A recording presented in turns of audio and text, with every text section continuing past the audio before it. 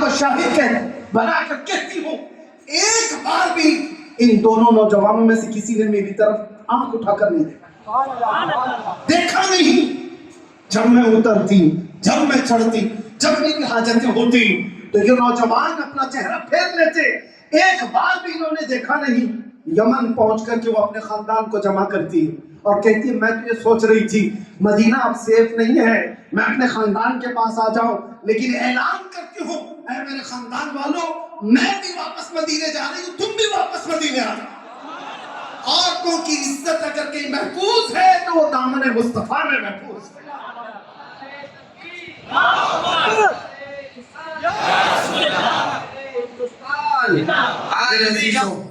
یہ صرف اور صرف بیٹیوں کی بات جہاں تک ہے، یہ ان کی عزتوں کی بات. حدیثیں پڑھو آپ کو پتہ چلے.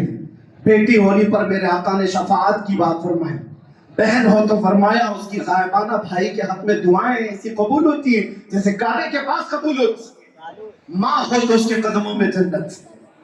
بیوی ہو تو ایک لقمہ اسے کھلایا تو صدقے کا ثواب. عورت کو ہر مقام پر وہ عزتیں دی گئی. نبی آخر الزمان صلی اللہ تعالیٰ علیہ وسلم نے آخری جو الفاظ وفات کے وقت جو بیان فرمائے اس میں بھی یہ ذکر ہے ملک یمین. الصلاۃ وہ ملک یمین. ملک یمین کس کو کہتے ہیں؟ جو تمہارے ماتحت رہنے والی عورت. میرے آقا نے فرمایا ان کا خیال رکھنا، ان کے ساتھ زیادتی نہ ہو، ان کے ساتھ ظلم نہ ہو. اور حضور اکرم صلی اللہ تعالیٰ علیہ وسلم کی سیرت آپ پڑھو. 10 بیویاں جو ایک ساتھ رہی، 10 بیویاں، اور مختلف روایات میں جو 11 ہے تعداد وہ آگے پیچھے کسی کے انتقال کے بعد حضرت خدیجہ جب تک تھی تو کوئی اور بیوی نہیں تھی. باقی 10 بیویاں جب تک تھی ایک بھی بیوی نے کہیں کوئی روایت نہیں بیان کی کہ حضور نے کسی پر ہاتھ اٹھایا. کسی نے نہیں کہا. حضور پاک صلی اللہ تعالیٰ علیہ وسلم نے سخت مزاج کے ساتھ ان کو تکلیف دی ہو کبھی نہیں. رسول کریم صلی اللہ تعالیٰ علیہ وسلم 10 بیویوں کے ساتھ جو معاشرتی زندگی گزار کر کے دکھائے ہو. یہاں تو 2 بیویاں رکھ نہیں پاتا کوئی. اور ویسے بھی ہمارے اوپر الزام ہے کہ 4 والے ہیں. میاں ایک نہیں سنبھلتی، 4 کی بات کی ہے. لیکن رحمت عالم صلی اللہ تعالیٰ علیہ وسلم نے عورتوں جیسی فطرت اور صفت جس کے اندر ہے، ارے سب عورتوں کے اندر ایک نسوانی صفت سب کے اندر ہوتی ہے. وہ امہات المومنین تھی، رسول اللہ کی بیویاں تھی، لیکن تھی تو عورت. اور حدیثوں میں اس کا ذکر بھی ہے. حضرت عائشہ کی باری میں حضور صلی اللہ تعالیٰ علیہ وسلم ان کے گھر ہیں. حضرت زینب دوسری بیوی ہے. انہوں نے گوشت کا ایک ایسا سالن بنایا جو حضور کو بہت پسند تھا.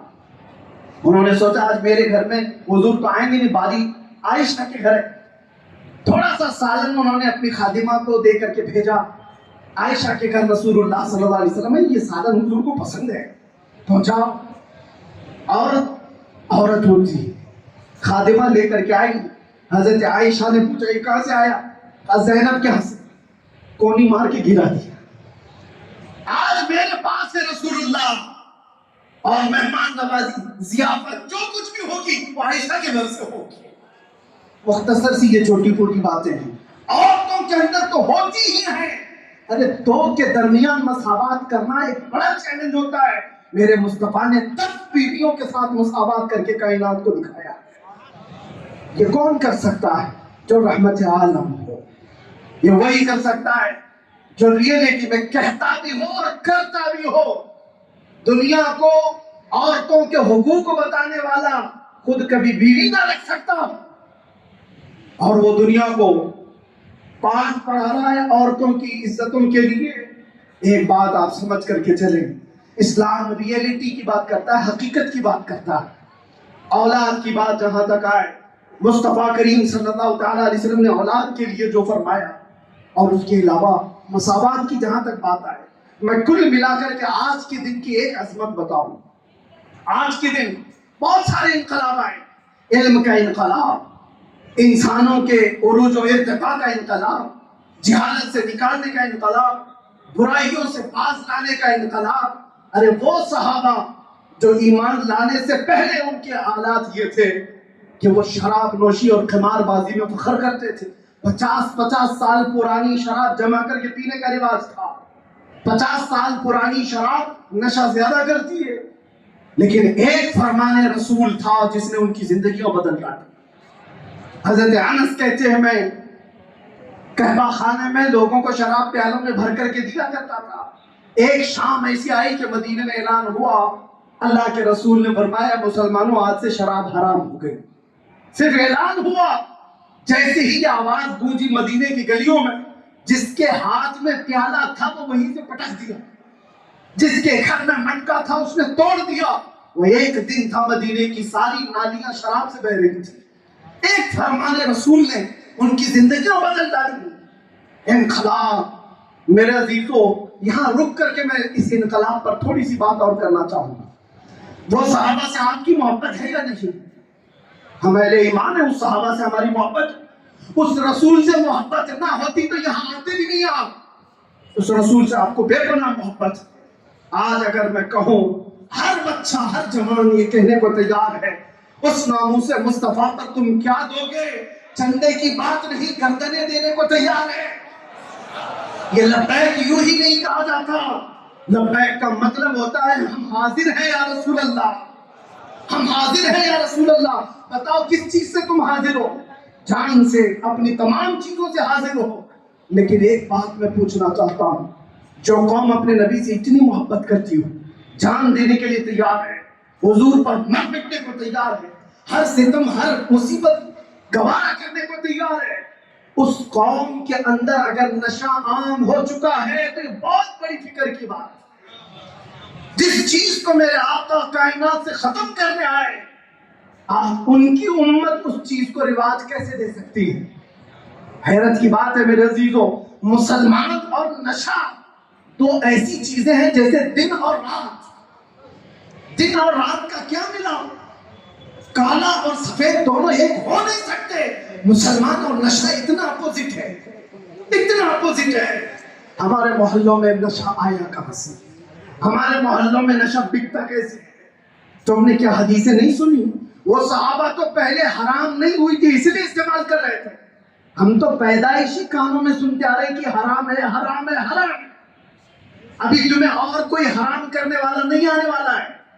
پہلے سے حرام چیز تمہارے سامنے ہے.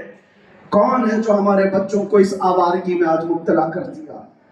اگر عشق رسول رائی کے دانے کے برابر بھی تمہارے سینوں میں ہے تو میرے عزیزو, نشہ اٹھانا تو دور کی بات, تم دیکھنا بھی گوارا نہیں کرتی. تمہارے سروں پر جس کی عزت لگی ہوئی ہے وہ میرے مصطفیٰ کی ہے. دنیا تمہیں تمہارے نام سے نہیں, میرے نبی کے نام سے پہچانتی. ہماری اپنی کیا پہچان ہے؟ ہماری اپنی کیا پہچان ہے؟ اگر مصطفیٰ کے نہ ہوتے تو ہم زندہ چلتی پھرتی لاشیں ہوتے. ہمیں کون منہ لگاتا؟ آج ہمیں دنیا دیکھتی ہے تو نبی کے نام پر دیکھتی ہے. اس نام کا اتنا تو بھرپ رکھ لیتے, اس نام کی اتنی تو لاج رکھ لیتے کہ مسلم محلے میں کم سے کم نشہ نہیں آتا. ویسے تو پورے ملک کو نشہ سے پاک ہونا چاہیے, لیکن خاص طور پر جب بھی ڈپارٹمنٹ والے اور خاص طور پر نارکوٹک والے جب بات کرتے تو یہ کہتے ہیں کہ آپ کے لوگ زیادہ نشہ میں ہیں, آپ کے لوگ زیادہ نشہ میں ہیں. اس کے دو کارن ہو سکتے ہیں, دو وجہ ہو سکتی ہیں. ایک تو جلدی پیسہ حاصل کرنے کے لیے ہر آدمی بہک جاتا ہے, اور دوسرا یہ سوچی سمجھی سازش کے تحت یہ پورے کے پورے خطے کو نشہ میں مبتلا کیا جاتا ہے. کیونکہ یہ چھپی ہوئی چیزیں نہیں ہیں. کسی چلتے پھرتے آدمی سے بھی پوچھ لو تو وہ نشہ کا اڈا بتا دیتا ہے, یہاں ملتا ہے, یہاں بکتا ہے. حالات تو کیا ہے آج؟ تو جب چلتے پھرتے آدمی کو معلوم ہے تو حکام وقت جو پاور رکھتے ہیں کیا ان کو نہیں معلوم؟ سب معلوم ہے. تو پھر کون ہے جو ان کو نشے میں مبتلا کر رکھا ہے؟ ایک چیز یہ سمجھ میں آتی ہے, دنیا ان کو اچھی طرح سے پہچانتی ہے. یہ عام لوگ نہیں ہیں, یہ عام لوگ نہیں ہیں, یہ محمد عربی کے شعر ہیں. ان کو نشہ میں اتنا سلاؤ کہ اٹھنے کی ہمت نہ ہو. جس دن یہ اٹھ گیا تو اچھے اچھوں کا سونا حرام کر سکتا. نہیں اٹھنا چاہیے, نہیں اٹھنا چاہیے. تمہیں اس طرح سے آج پوری دنیا میں صرف نشہ یہاں نہیں ہے, سعودی بھی مبتلا ہے اس میں, عرب کی کئی کنٹریز ایسی ہیں جہاں سب مبتلا ہے، اور بغیر کسی پاورفل ذریعے کی یہ چیز نہیں ہوتی۔ حضرت اتنی فکر کے ساتھ مجھ سے کہہ رہے تھے کہ دل درد کرتا ہے جب اپنے بچوں کو نشہ میں دیکھتے ہیں، اور جس علاقے میں یہ آپ لوگ ہیں حضرت یہاں پر ہیں، یہ علاقہ تو مشہور سے مشہور ہوتا جا رہا ہے، مشہور سے مشہور ہوتا جا رہا ہے۔ عزیزان گرام وقار، اگر مصطفیٰ کریم صلی اللہ علیہ وسلم سے رائی کے دانے کے برابر بھی محبت رکھتے ہو، باز آ جاؤ آج کے دن۔ اس لیے میں کہہ رہا ہوں کہ تم برباد ہو جاؤ گے تو تم یہ سمجھتے ہو کہ کس کو کیا پڑی ہے، نہیں، میرے آقا تمہارے قدموں میں کانٹا بھی چبھے تو اس کا درد محسوس کرتے ہیں، میرے آقا کو درد ہوتا ہے۔ اگر اپنے نبی کو کوئی ایذا دینا چاہتا ہے تو کیا کوئی ایسا ہمت والا آدمی ہے یہاں پر جو رسول اللہ کو ایذا دینا چاہتا ہو، میرے آقا کو درد دینا چاہتا ہو؟ ہر جمعرات کو ہمارے اعمال میرے آقا کے سامنے فرشتے پیش کرتے ہیں، تمہارے سب کے اعمال، ہمارے سب کے اعمال پیش کیے جاتے ہیں، فلاں بن فلاں نے پورے ہفتے میں کیا کیا کیا ہے، ہمارے اعمال پیش ہونے والے ہیں۔ اور حضور فرماتے ہیں میں سب کو ان کے باپ کے نام سے پہچانتا ہوں، سب کو پہچانتے ہیں میرے آقا۔ جو بچے غلط روی میں مبتلا ہوئے، میری ان سے مؤدبانہ التماس، مجھے چھوٹا سمجھو جس طرح سے بھی سمجھو، آج اٹھو ایک انقلاب لے کر کے آؤ، آج اٹھو ایک ریولوشن لے کر کے آؤ۔ دنیا آج بھی تمہاری طرف دیکھ رہی ہے کہ بدلو گے تو تم ہی بدل سکتے ہو، تم ہی نے بدلا تھا اس کائنات کو، آج پھر بدلاؤ آئے گا تو تمہارے ذریعے سے آئے گا۔ دنیا دوسروں کی طرف نہیں دیکھ رہی، اس لیے کہ دنیا کو پتا ہے بدلنے والے مدینے سے نکلے تھے، بدلنے والے بدر میں آئے تھے، بدلنے والے احد میں آئے تھے، بدلنے والے خندق میں آئے تھے، اور کائنات کو بدلنے والے کربلا میں آئے ہوئے تھے۔ میرے عزیزوں، آج ان کے پیروکار اگر تم اپنے آپ کو مانتے ہو تو اٹھو اور بدلو، اٹھو وہ گھر نہ حشر نہ ہوگا پھر کبھی، دوڑو کہ زمانہ چال اپنی چل چکا۔ اور پھر مساوات کی بات جہاں تک میں کرنا چاہتا ہوں، رسول پاک صلی اللہ تعالیٰ علیہ وسلم نے جن لوگوں کو اٹھایا تھا، ایک شاعر کیا خوب کہتا ہے، ایک عرب نے آدمی کا بول بالا کر دیا، خاک کے ذروں کو ہمدوش سریا کر دیا، خود نہ تھے جو راہ پر اوروں کے ہادی بن گئے، کیا نظر تھی جس نے مردوں کو مسیحا کر دیا۔ میرے آقا صلی اللہ تعالیٰ علیہ وسلم نے اٹھایا ہے۔ آج کے دن کی جو سب سے بڑی بات میں کہہ رہا تھا وہ یہ، 20 اپریل کو وہ رسول تشریف لایا ہے جس نے انسانوں کو ان کی حقیقت سے آشنا کرایا۔ تم انسان ہو تو کیسے جیو، جانوروں کی طرح نہیں۔ دنیا تمہیں جنگلی بنانا چاہتی ہے، ہم دیکھ رہے ہیں بہت سارے جنگل سے چھوٹے ہوئے یہاں پہ بھی آئے ہوئے، یہاں پہ مطلب دنیا میں ہمارے معاشرے میں آئے ہوئے، ان کو دیکھ کر لگتا نہیں انسانی شکل ہے۔ انسانوں کی طرح جینا سکھایا میرے آقا نے، انسان کو انسانیت سے آشنا کرایا، سب سے بڑا پیغام ہے۔ ظاہر سی بات ہے، آپ انسان ہیں، چاٹ کر تو نہیں کھاتے زمین پر، آپ کے سامنے چاول ڈال دیا جائے، دال ڈال دیا جائے اور کہا جائے چاٹ کے کھاؤ، آپ کہیں گے میں بکری کتا تھوڑی نہ ہوں، مجھے پلیٹ میں دو، ہاتھ اٹھا کر کے کھاؤں گا۔ تو اتنا تو آپ کو پتا ہے انسان اس طرح سے کھاتا ہے، انسان ویسے نہیں کھاتا۔ تو میرے آقا نے یہ بھی بتایا انسان عزتوں کا محافظ ہے، کتوں اور گدھوں کی طرح زنا نہیں کرتا بازاروں پر، وہ ایک جانور ہے، ان کے ہاں رشتے نہیں ہوتے۔ جو گدھا جس گدھی کو پالے، جو کتا جس کتیا کو پالے، ان کے ہاں عقل و شعور نہیں۔ لیکن انسان بھی اگر اسی صفت میں جینا چاہتا ہے تو میں سمجھتا ہوں کہ جنگل کے راج کی طرح، جانوروں کی طرح جینے کا سلیقہ دیا جا رہا ہے۔ میرے مصطفیٰ نے وہ سلیقہ نہیں دیا۔ آج پوری دنیا کو ایک رواج دیا جا رہا ہے، یہ کامن بات ہے، کیا مولویوں کی بات سنتے ہو، آؤ ننگے ہو جاؤ، آؤ ننگے ہو جاؤ بازاروں میں، تم بھی ننگے ہم بھی ننگے۔ آپ کیا سمجھتے ہیں آپ کو یہ جو سوشل میڈیا چلانے کے لیے دیا جا رہا ہے، مفت میں دیا جا رہا ہے؟ کبھی آپ نے سوچا فیس بک، واٹس ایپ، انسٹا اور نہ جانے کتنے ایسے، یہ اسنیپ چیٹ، یہ جو سوشل سائٹس ہیں، یہ ایک دوسرے کو چیٹ کرنے کے لیے سب سے ریڑھ کی ہڈی مانے جاتے ہیں، اس کا کوئی سبسکرپشن چارج نہیں، 1 روپیہ بھی نہیں دیا جاتا، 1 روپیہ بھی نہیں۔ ارے اگر کوئی ایجوکیشن لینا ہے آپ کو کوئی کورس کرنا ہے، انٹرنیٹ میں بھی بہت سارے ایپلیکیشن ایسے ہیں جو وہ چارج لیتے ہیں سبسکرپشن کا، منتھلی آپ کو فیس دینا پڑتا ہے، وہاں پر تو فیس دینا۔ یہ چیٹنگ کے جتنے ایپ ہیں کیوں کھلے عام مفت دیے جاتے ہیں؟ آپ ہر چیز ایک دوسرے سے شیئر کرو، ننگی تصویریں بھی بھیجو، ننگی تصویریں دیکھتے بھی رہو۔ میرے عزیزوں، یہ مائنڈ پروگرامنگ ہے۔ میرے آقا صلی اللہ علیہ وسلم نے 1400 سال پہلے فرمایا تھا، ایک دور آئے گا جب تم دیکھو گے کہ انسان راستوں پر ایسے زنا کریں گے جیسے کتے اور گدھے جوڑا کھاتے ہیں۔ اور سنو، سب سے تعجب کی بات، میں حدیث پڑھ رہا تھا، رونگٹے کانپنے لگے۔ میں سچ بتا رہا ہوں، حضور فرماتے ہیں اس زمانے کا سب سے شریف آدمی کون ہوگا پتہ ہے؟ سب سے شریف آدمی، حضور فرماتے ہیں اس آخری زمانے میں سب سے شریف آدمی وہ ہوگا جو زنا کرتے ہوئے دیکھ کے صرف اتنا کہے گا، بھائی صاحب تھوڑا پیچھے چلے جاؤ۔ اتنا کہے گا وہ کہ دیوار پیچھے چلے جاؤ بھائی، اس کو سب سے شریف آدمی سمجھا جائے گا۔ یہ میرے آقا نے آخری زمانے کی علامتیں بتائی۔ یہ دنیا وہ مزاج دے چکی ہے۔ آج کوئی مولوی بولے ان نوجوانوں کو تو سب اس پہ برس پڑیں گے، کون سے زمانے کے مولانا ہوا؟ کیا لڑکیوں سے بات کرنا کوئی عیب کی بات ہے؟ ایک نہیں، ہم 70 لڑکیوں سے روز بات کرتے ہیں، روز چھوڑتے ہیں۔ دنیا نے تمہیں اس کی عادت ڈلوا دی، یہ اتنا نارمل کر دیا گیا، کامن کر دیا گیا کہ کسی کی عزتیں کچھ نہیں ہوتی۔ اور پھر میں کہتا ہوں، تم اپنی بہنوں کی عزت کی فکر کیوں کرتے ہو جب دوسروں کی بہنوں پر رات کی تاریکی میں ڈھاکے ڈالتے ہو؟ کیوں اپنی بہنوں کی عزت کی فکر؟ بلکہ وہ دور بھی آ جائے گا جہاں سے دنیا شروع ہوئی تھی۔ میرے عزیزوں، اب وہ دور بھی تم دیکھو گے کہ بہنوں کو خود ہی لوگ بازاروں میں لا دیں گے، باپ اپنی بیٹیوں کو خود لے کر کے آئے گا بازار میں۔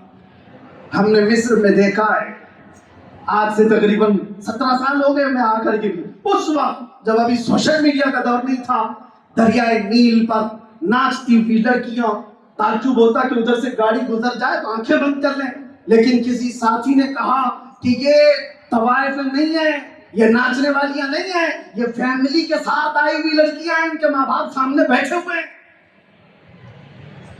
حیرت ہوتی ہے، باپ لے کر کے آتا ہے، اور یہ کسی میں غیر ملک کی بات نہیں کر رہا، مسلمان ملک کی بات کر رہا۔ ہم نے بغداد میں، عراق میں بھی یہ سارے حرکتیں ہوتی ہوئی دیکھی ہیں۔ کیا زمانہ ننگا ہو جائے گا، اور اس طرح سے تمہیں آج مشہور کر دیا گیا کہ تم نیکیوں کو سننا بھی نہیں چاہتے۔ آج کوئی بھی مولانا کہے تو اس کو فوراً بند کر دو، ارے اس کا مت سنو۔ کوئی چٹکلے سنانے والا ہو، شادیوں کی بات کرنے والا، عورتوں کی بات کرنے والا، اس کو وائرل کرو، خود سنو اس کو، مزیدار مفتی ہے، مزیدار مولوی ہے۔ لیکن تمہیں سنا سے اگر کوئی روکے، تمہاری آنکھوں کی پابندی کی بات کرے، پرانے خیالات والا آدمی۔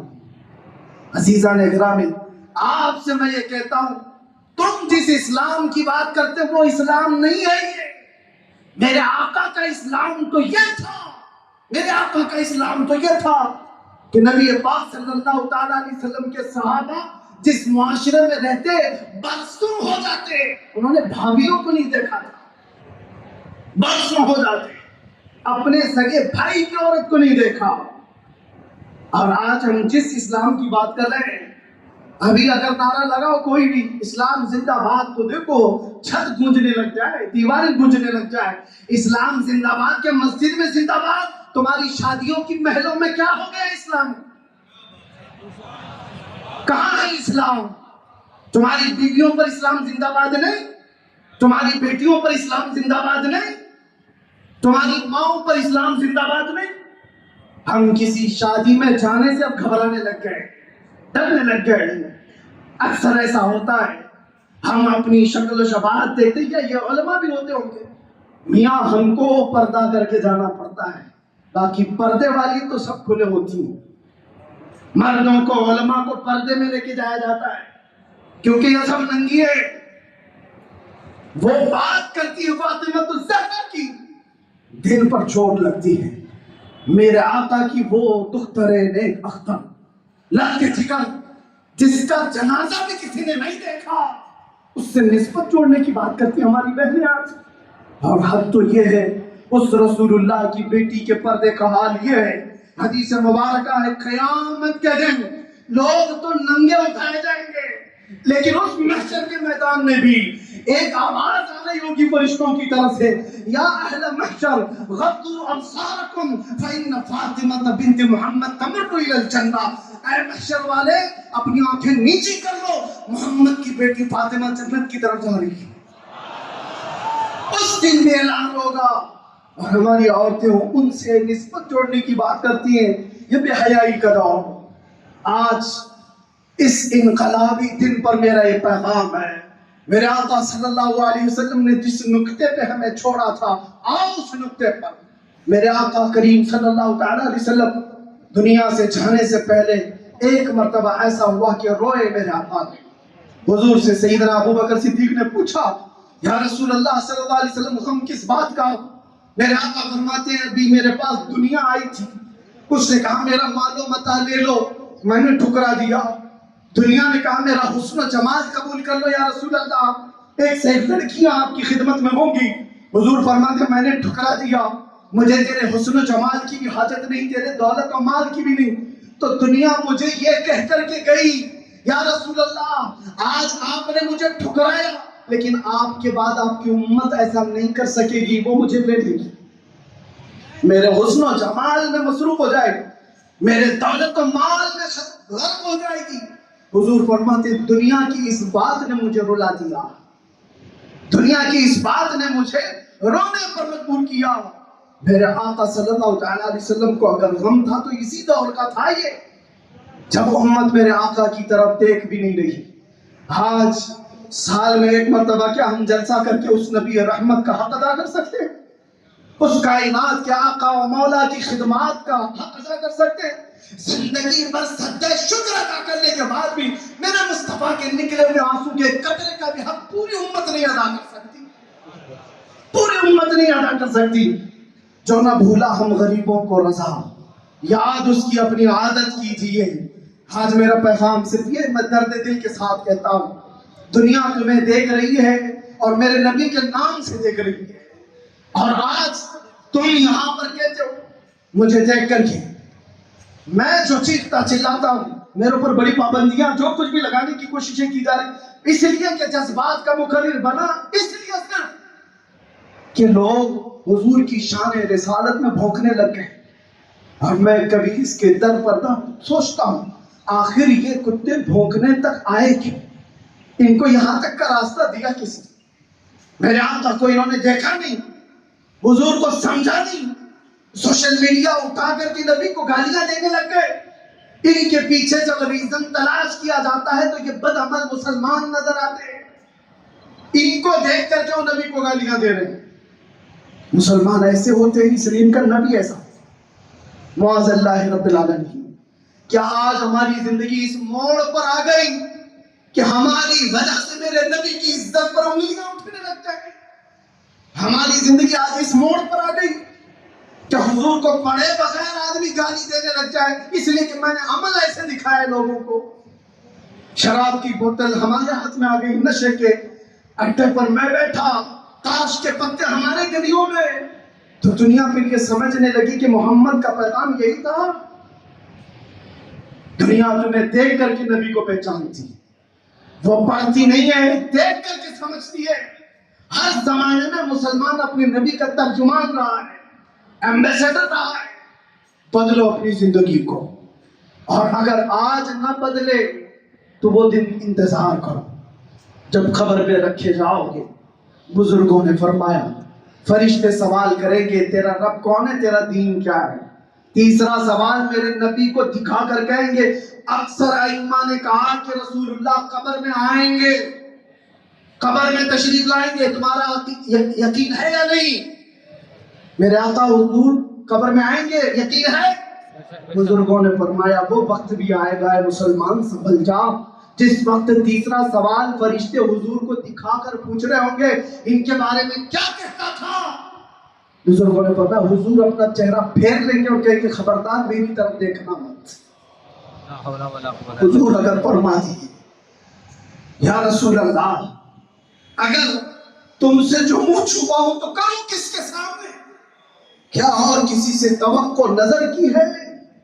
مجھے بتاؤ نوجوانوں، جس وقت قبر میں میرے آقا اپنا چہرہ پھیر لے اور کہ میری طرف مت دیکھنا، اس لیے کہ دنیا میں تجھے کسی اور کا چہرہ پسند تھا، بات میری کرتا تھا، کام کسی اور کے، حضور کو لبیک لبیک لبیک کہہ کر پکار رہا ہے، اور پھر گلیوں میں تیرے تماشے کیا ہے؟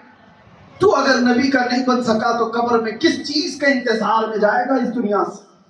اور پھر یاد رکھنا، حضور نے اگر چہرہ پھیر لیا تو پوری رحمت خدا ہم سے پھر گئی۔ رحمت خدا جس سے روٹ گئی اس کا کیا ہوگا؟ پھر نہ قبر ہے اس کی، نہ حشر ہے، حشر میں بھی کوئی اس کا ماوا ملجا نہیں رہے گا۔ اسی لیے مجھے بار بار گھوم پھر کر کے اسی بات پر آنا پڑتا ہے۔ بریلی کے امام نے ہمارے دلوں پر انگلی رکھ کر کے کہا تھا، آج لے ان کی پناہ، آج مدد مانگ ان سے، کل نہ مانیں گے قیامت میں اگر مان گیا، وہاں تو سب مانیں گے، سب مانیں گے۔ آج لے ان کی پناہ پر آج مدد مانگ ان سے۔ وہ رسول رحمت صلی اللہ علیہ وسلم جو گرتوں کو اٹھانے کے لیے آئے ہوئے تھے۔ دنیا کو ایک آج کا پیغام میں یہ بھی دینا چاہتا ہوں، اونچ نیچ کی بات کرنے والے، کاسٹزم کی بات کرنے والے، ہمارے ہاں کوئی کاسٹزم نہیں ہے۔ برادریاں بنی ہوگی یہ پہچان کے لیے، اور قرآن میں اللہ تعالیٰ نے فرمایا وَجَعَلْنَاكُمْ شُعُوبًا وَقَبَائِلَ لِتَعَارَفُوا، تم آپس میں ایک دوسرے کو پہچان سکو، اس لیے تمہارے اندر قبیلے بنے، خاندان بنے۔ یہ نہیں کہ تو نیچ ہے میں اونچ ہوں، یہ نہیں ہے کہ تو انصاری ہے، یہ منصوری ہے، اور یہ پٹھان ہے، اور یہ خان ہے، اس کا اس سے نہیں ہو سکتا، اس کا اس سے نہیں ہو سکتا۔ قبیلے اس لیے نہیں بنے، ایک دوسرے کے تعارف کے لیے بنے، ایک دوسرے کی پہچان کے لیے بنے۔ اب سنو، میں حدیث رسول بتاتا ہوں، دنیا آج تک یہ فرق نہیں مٹا پائی، ہمارے یہاں بھی آج کل کو دیکھنا جنگنا ہوگی تو اس میں بھی کاسٹ پوچھی جائے گی، کاسٹ کو برقرار رکھنا ہے۔ کیوں ایک انسان نہیں ہو سکتا کوئی؟ سارے انسان پیدا ہونے کا طریقہ ایک ہی ہے، ماں اور باپ سے، لیکن ان کو اس طرح کاسٹ میں بدل کر رکھ دیا جاتا ہے۔ آج جو ہمیں مساوات کا درس دینا چاہتے ہیں، میں نے گجرات کی سرزمین پر کئی لوگوں کے دکھ سنے، ایسے نہیں جو مجرم ہیں، ایسے لوگ جو ڈپارٹمنٹ میں اعلیٰ آفیسر ہیں، پڑھ لکھ کر کے وہ عہدے پر آ گئے، لیکن وہ کہتے ہیں ہماری برادری چھوٹی ہے تو ہمیں آج بھی گاؤں کا مکھیا کھٹیا پہ بھی بیٹھنے نہیں دیتا، چاہے میرے سٹار لگے ہو۔ یہ حالات بنا دیے گئے، میں کسی کا نام لے کر نہیں کر، آج بھی یہ کاسٹزم کا